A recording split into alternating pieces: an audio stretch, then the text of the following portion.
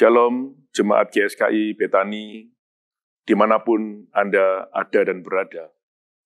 Puji Tuhan, hari ini kita berjumpa lagi dalam program Masih Ada Tuhan.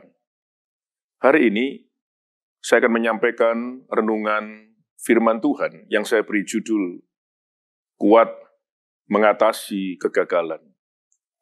Saudara-saudara, berbicara tentang kegagalan, saya percaya di dalam hidup ini, setiap kita bisa mengalami kegagalan demi kegagalan.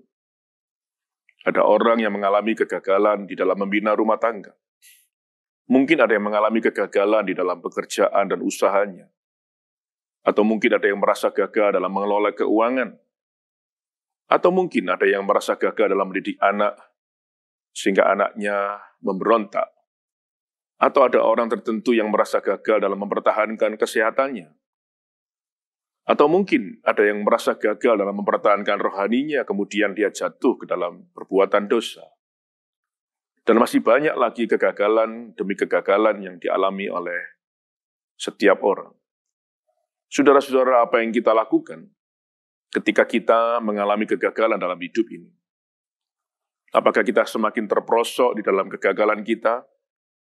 Atau justru kita bangkit dari kegagalan yang kita alami?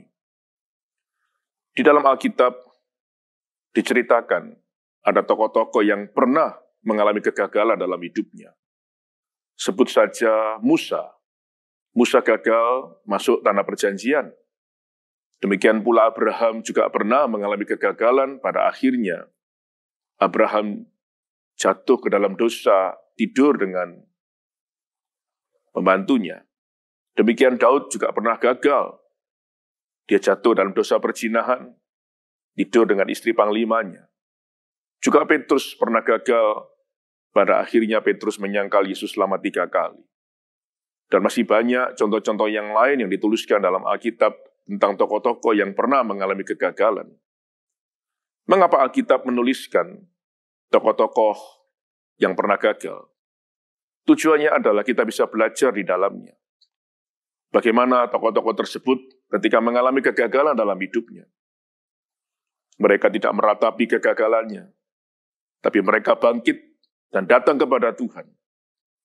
Dan Tuhan akhirnya memulihkan keadaan mereka menjadi lebih baik.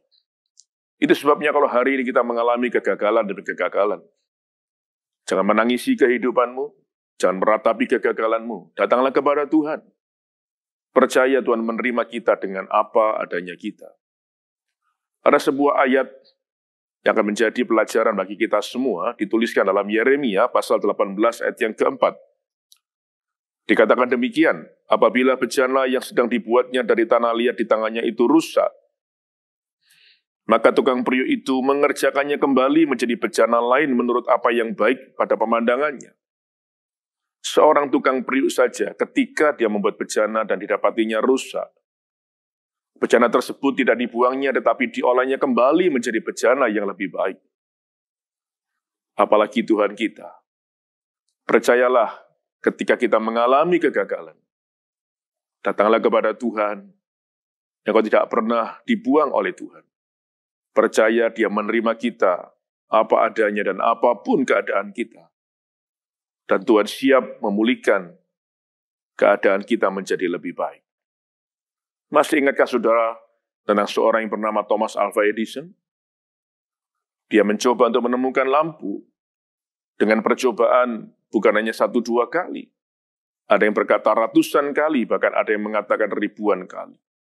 Coba kalau dia mencoba di percobaan misalnya ke 100 kali gagal dan dia tidak meneruskannya, hari ini kita tidak akan bisa menikmati lampu yang terang benderang. Tapi karena dia terus mencoba, sampai akhirnya dia berhasil menemukan lampu tersebut, dan hari ini kita bisa menikmatinya. Jadi seorang juara sejati bukanlah orang yang tidak pernah gagal. Seorang juara sejati adalah orang yang tidak mengenal kata menyerah. Tidak mengenal keputusasaan. Gagal sekali, dia mencoba lagi. Gagal lagi, dia terus mencoba. Dan percayalah, kalaupun hari ini kita sedang mengalami kegagalan, terus maju bersama dengan Tuhan. suatu hari kita akan mencapai keberhasilan dan kemenangan. Tuhan Yesus memberkati kita semua. Amin.